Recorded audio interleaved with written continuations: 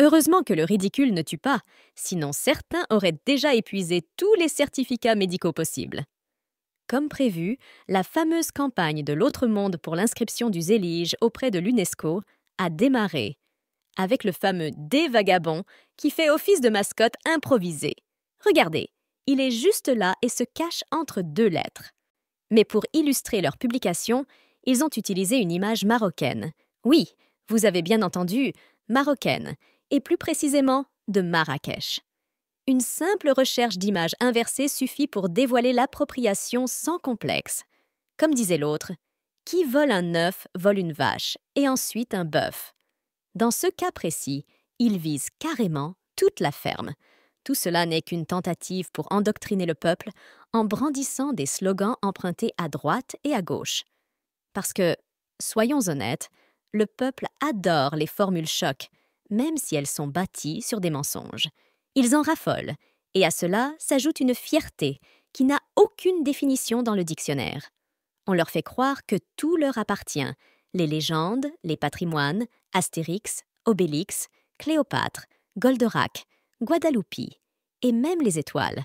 Résultat, une sorte d'hypnose collective. Mais revenons à l'essentiel, le Zélige. Il n'y a pas 1000 histoires, ni 1000 origines. Le Zélige est marocain. Ce savoir-faire, mondialement reconnu, est déjà protégé par son inscription à l'OMPI, Organisation mondiale de la propriété intellectuelle, confirmant ainsi son ancrage géographique unique. Alors que font-ils de leur côté? Exactement ce qu'ils ont tenté avec le caftan, semer la confusion. Ils publient des posts à foison, mobilisent blogs et influenceurs en série. Tout cela pour essayer d'endoctriner les esprits et, au final, prétendre à une paternité imaginaire sur le Zélige.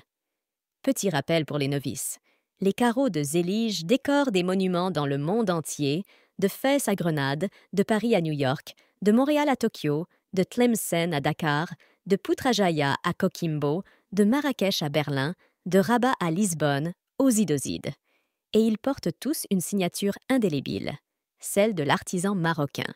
Celui qui construit, décore et restaure avec le même savoir-faire.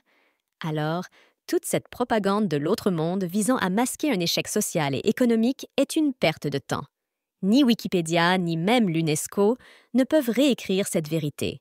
Le Zélige est marocain, et il le restera. À la prochaine.